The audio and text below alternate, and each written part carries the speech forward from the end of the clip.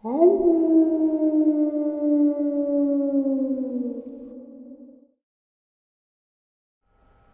greetings and salutations, everyone, and welcome back to tonight's second half. Before we get into it, a couple links. As you know, I rely on Patreon, PayPal, and my merch to help the channel to continue to grow and go. The links to Patreon and PayPal are in the description below. My merch is displayed directly under the video. Also, Dogman Frightening Encounters Volume 1, 2, and 3, the audiobook versions. They were written and researched by Tom Lyons, narrated and produced by me, Jeffrey Nadolny. Those audiobooks are available on Audible, Amazon, and iTunes, the links to which are also in the description as well. And finally, last but definitely not least, if you'd really like to help support this channel to continue to grow and go, simply subscribe, click the like button, and please leave a comment. It really does help, and it matters. And now, everyone, I have taken far too much of your time. Let's get on with tonight's second half, shall we? Today's first experience. This has taken a while for me to get together and actually have the courage to share. I've experienced a few paranormal things, but this is the craziest of all. It takes place in Yosemite National Park in August of 2017 with my two best friends, Zach and Andrew. Zach had worked that summer as a park agent at Glacier Point and was pretty familiar with the area. His employee housing he was given was a house in Wawana with two other guys. Andrew and I were visiting for the week and had each been to Yosemite before. One of the nights there, we decided to watch the sunset over Chilnawall Falls. It was a great hike that Zach had done before. The trail was about 4 miles to the top with about a 2,000-foot elevation gain. We brought food and decided to hike up and take a swim and eat at the pools on top of the falls. We sat out a couple of hours before sunset. As we approached the top portion, we were about half a mile from the top of the falls, where a guy about our age, early 20s, ran up to us from the bushes, frantically asking for help. His friend had fallen 50 feet off a cliff and had shattered his femur. Zach was used to this after working in the park all summer. He had seen many injuries and was definitely used to it. The man did not have cell reception, but I did, so I called 911 and reported the incident, requesting a search and rescue. After a few minutes, we decided we wanted to continue the hike after search and rescue assured us they would be there soon with a helicopter. We told the guy help was on its way and continued the next half mile up to the top of the falls. When we got there, it was picture perfect, a beautiful sunset as we swam and ate. We then got an amazing show as we saw the helicopter land and pick up the injured guy we had just encountered right below us. I'm a private pilot and an Air Force aviator, so I loved every second of watching the helicopter land on the mountainside. After the sunset, we began to hike down and past the spot with the injured guy, and search and rescue was taking care of him. We had a brief encounter with them. They thanked us for calling it in. It was now dark out, and we continued the hike down. There wasn't much moonlight. It was pretty dark, so we used our phones as flashlights to see the trail. This is where everything gets interesting. The top of the hike was switchbacks with steep incline on the right and a steep decline on the left with shrubs and trees. It was definitely too steep to hike down, hence the switchbacks. About a mile into the hike, Zach was in front with a light. I was second, also shining my light, and Andrew was in back. Zach was shining his light ahead and saw something sticking out from behind a tree that was about 15 feet ahead, just off to the right of the path, and instinctively shined the light at it. That's when whatever it was exposed itself from the tree and ran across the path, down to the left and down a steep grade. It ran on 2 feet and resembled some sort of humanoid.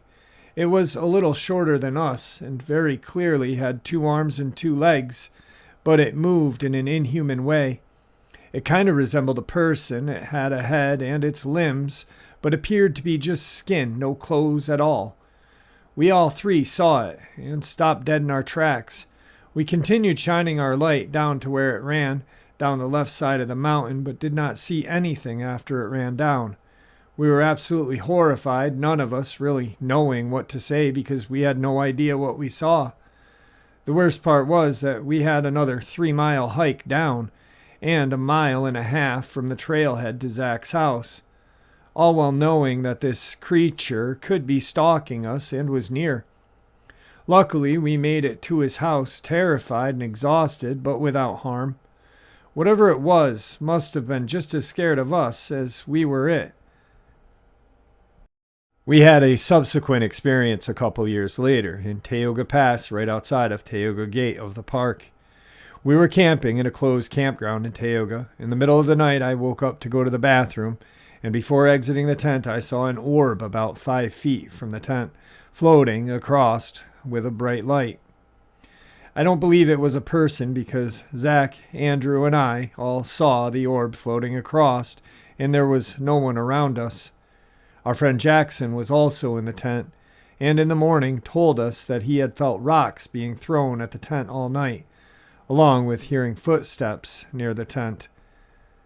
We all know what we saw, and we all know that it was not a person. Today's second encounter. About 3 years ago, I went camping with my now ex-girlfriend, as she had always expressed interest but never had been. The spot we went to is in the Huron National Forest and is my go-to trail camp spot, as it's hidden deep in the forest, and access to the trails is close and easy for ATVs. My family have been going to this spot for about 6 years, and my friends introduced me about 10 years ago. We went for a weekend trip, and I'm glad we didn't go any longer. When we got there, everything was going well, except we did notice a group of people that were hanging out near our campsite, but they were just stargazing and ended up leaving. Then around midnight is when things started to get really strange. At first, it sounded like someone was laughing at us, but the laugh never ended, and it got very high-pitched and sounded as it kept going. After a while, we both got kind of scared and went into the tent and tried to sleep. And then that's when the laugh/noise moved up higher and then started to circle our campsite. After a while of that happening, it just suddenly stopped and then started again around 3 a.m. When it started again, the fire was going out, so I went to stoke the fire with my shotgun in hand and turned on my flashlight to see if maybe I could see any coyotes or something around the campsite, but I didn't see anything or hear any movements below. This went on until 6 a.m. and then stopped, and that was finally when we were able to get some rest. After we woke up, we checked around the campsite and didn't see anything out of the ordinary, so we packed up. Once we were packed up and good to go, I went to start my vehicle, which was completely dead. That really freaked me out, as I always am paranoid about leaving things plugged in that kill the battery, and made sure everything was closed properly and unplugged, yet somehow the battery was still dead. I was able to get a jump from the AAA. That phone call was hard to explain, and the lady who took the call didn't believe me, but at the end we both laughed. After that happened, I told my friend who had shown me the campsite and also has a cabin in the same forest roughly 20 miles away from the campsite about what happened, and he got freaked out. He told me about 2 incidences, which he has had one at the campsite and one at the cabin. At the campsite, he stated that one night after we had returned from a trail riding and went to bed, he stayed up, hanging out by the fire and having a few drinks. While he was hanging out, he was looking off into the distance and saw a pair of eyes up in the trees looking directly at him. He described them as bioluminescent, and he flashed his high-powered flashlight at them, but there was nothing there. And as soon as the flashlight turned off, they were there looking right back at him. So we packed up and went to bed. He didn't tell us because he didn't want to scare us. At the cabin, he was hanging out with his brother, and they were both just chilling by a fire outside, when they both saw a pair of eyes looking at them from the trail that leads into the woods. They stated that at the height the eyes were looking at them, whatever it was 7 feet tall. They started shooting at it with their rifles, 2 30-30s, and the eyes disappeared, but once they were done, they reappeared and were closer. At that point, they both freaked out, got back into the cabin, and did not leave until daylight. Today's third encounter. A little context. I'm a 27-year-old woman. My boyfriend and I were able to purchase 15 acres of land this year, right next to a national forest in the Carolinas. It's always been my dream to live in the forest on a mountain, and we were so excited that we found the land. It was priced low and is about a 5-minute drive from the lake, so of course we grabbed it up as fast as we could get the loan approved. We put a small mobile home in the middle of the property where we are currently living, while we have our home built about 3 acres away. There isn't much built now, just the cement slab and a few metal beams and a roof. Onto the experience. We moved onto the land in late May and everything seemed great. A few weeks ago, I started taking my 2 dogs out for walks around the forest to check where the property lines were and also just to enjoy the scenery, as it is truly beautiful. We got to where the property line ended and the national forest began, and I wanted to go further in, as I knew there was a trail you could take nearby that leads to the top of the mountain and a rest area where I planned to call my boyfriend and have him come get me and the dogs. The actual hike itself might take about 1.5 hours, and there is a road the rangers take to get to the top that he could drive up. We were about halfway up the trail, or so I thought, when my German Shepherd Crush took off into the woods barking. He is very well trained and comes when called, but he was hell-bent on chasing something. Luckily, my other dog isn't as excitable, and she stayed with me. We went deeper into the forest looking for my dog when I heard what I thought was a wild boar. If you've never heard a boar, imagine what you assume a demon crawling out of hell sounds like, and that's pretty much it. I got nervous, as I know boar could easily gut my dog with their tusk, and started yelling out for Crush to come. I could hear him barking angrily, and we made our way to where the sounds were coming from. I found him looking up, barking and snarling near a large tree, and I tried to pull him away, but he would not budge. I had to literally pick his 80-pound dog and carry him about 100 feet away, and then set him down. My other dog stayed by the tree whining. Her tail was between her legs. I called for her to come to me, and she did a 180 and took off in the other direction.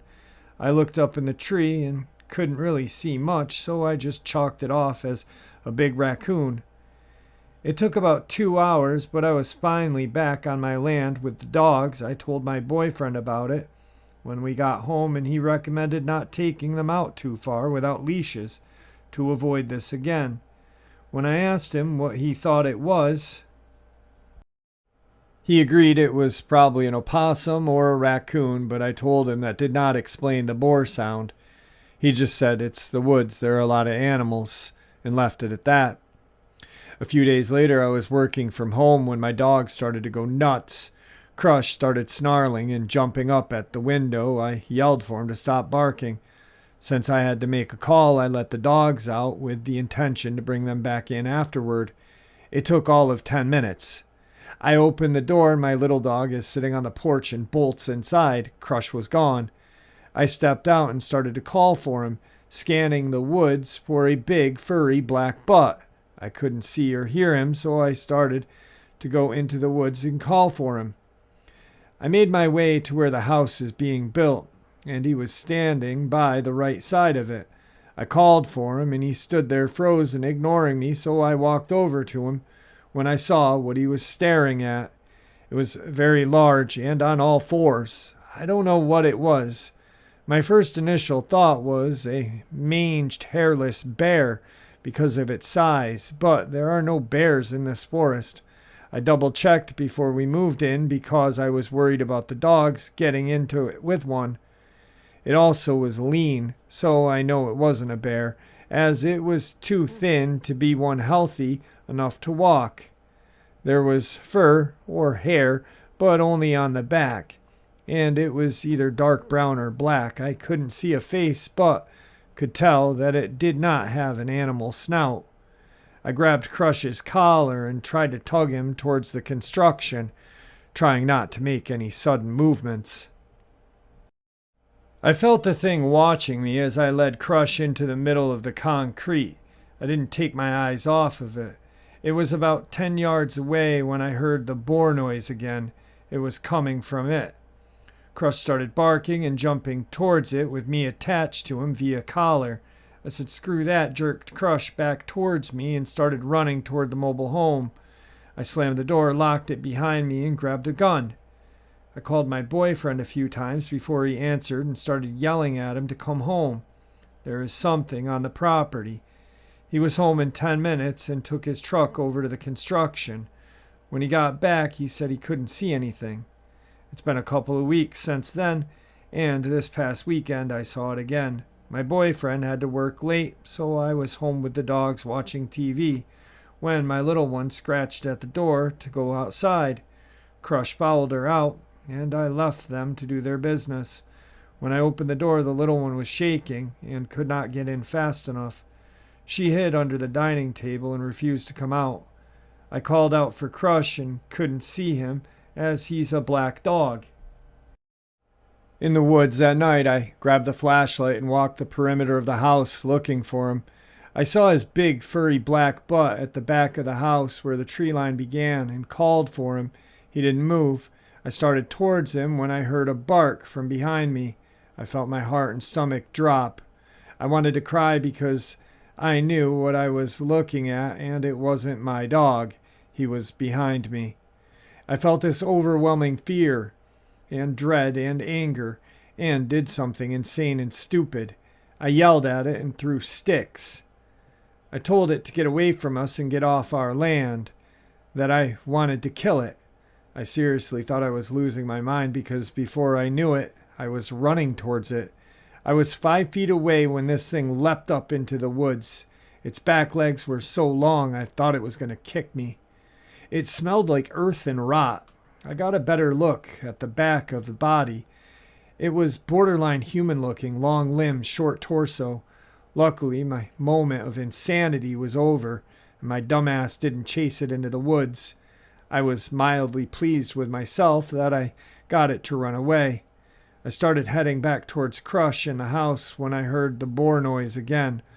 Only they weren't just behind me, but all around the woods.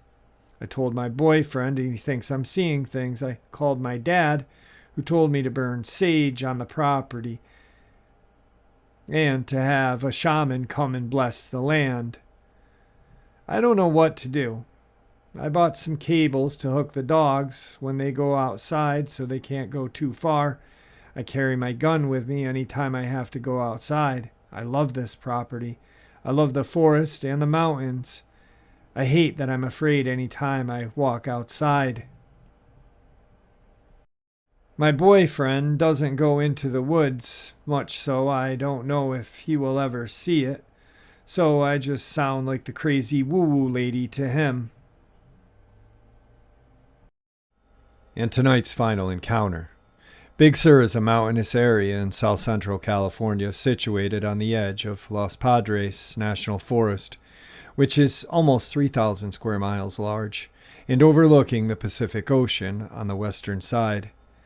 3 friends and myself, ranging from 16 to 18, who lived in nearby Salinas, had planned on driving to a secluded spot in Big Sur that we called Top of the World. This particular area of Big Sur was not frequented by people except for some occasional vehicle traffic from locals or the rare tourist or hiker during the day, and was void of humans at night. At night there were, of course, critters, bobcat, fox, etc., and even the occasional mountain lion. No people, no cops. Perfect location for 4 party animals. We drove down the Pacific Coast Highway and turned off on the Old Coast Road, which winds up into the mountains. The Old Coast Road is a hard-packed dirt road and former primary route in and out of Big Sur prior to the construction of the Bixby Bridge. Our spot, top of the world, was right off and above the dirt road with an amazing view of the Pacific Ocean. The spot was directly accessible from the old dirt road, which had steep cliffs on one side, and the other a very deep ravine with the Bixby Creek or Little Sur River, I don't remember, running through it. Well, the party never even started because of the event I will now share. I might add that the events of this night are burned into my memory. It was almost traumatic, with the exception of some exact conversation. I remember everything like it was yesterday. Steve parked his mom's Chevy Vega at the base of the incline leading to our spot, grabbed some beers out of the hatchback, which we left open, and walked halfway up the very steep incline.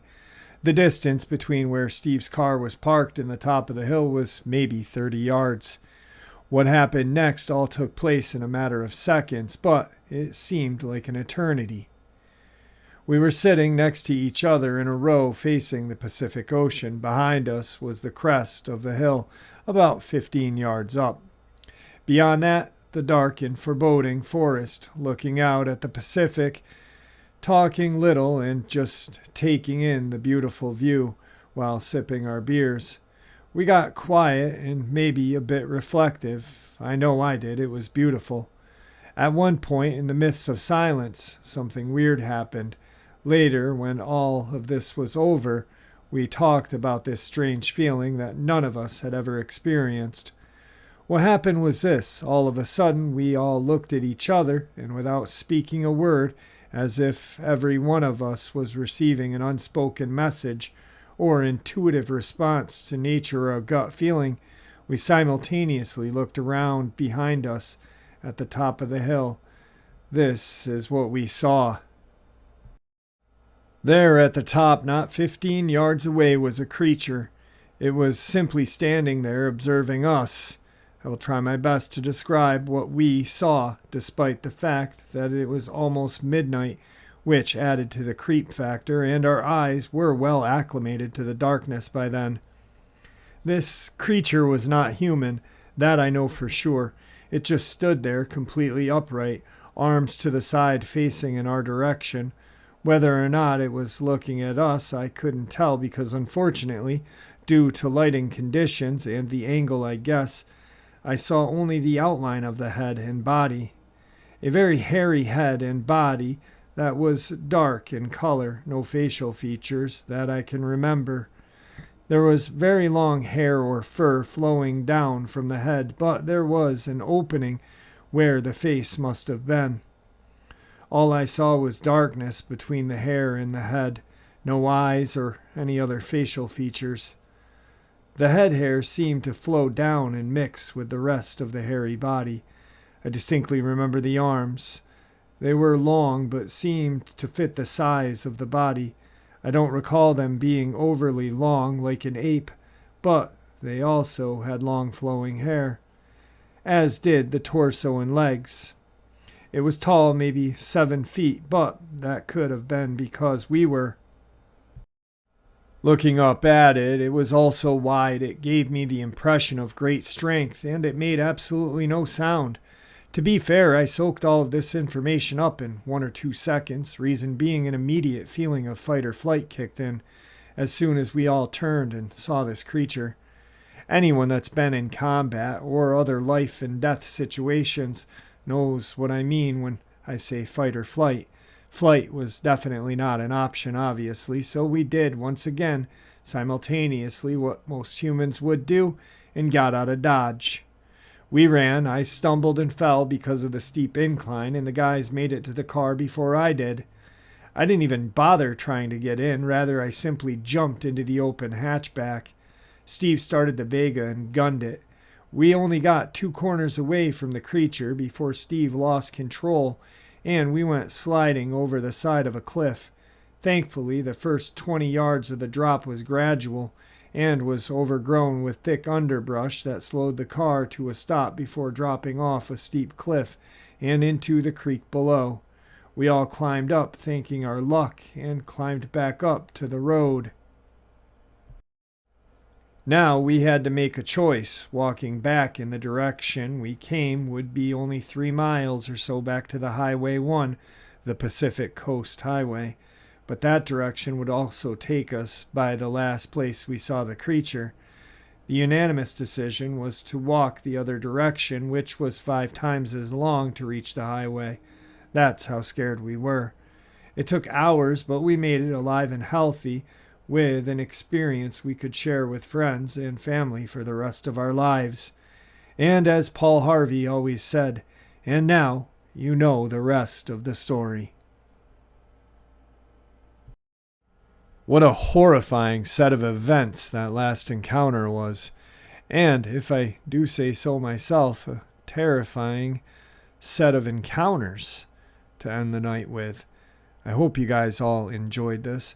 And you know what's crazy is the Paul Harvey comment at the last encounter. My grandfather always listened to Paul Harvey, and listening to Paul Harvey growing up at a young age made me kind of want to be on the radio, and then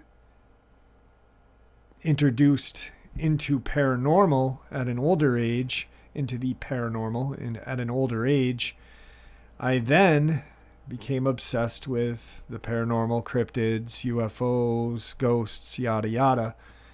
And now, if you kind of add them together, I have a YouTube channel and I discuss and research events of the paranormal, cryptids, and the strange, which kind of makes me a paranormal version of Paul Harvey. Just not as good. But anyway, I hope you guys enjoyed tonight's upload as much as I enjoyed sharing it with you. And may the Great Spirit watch over us all. And may He guide us down that path that we call life.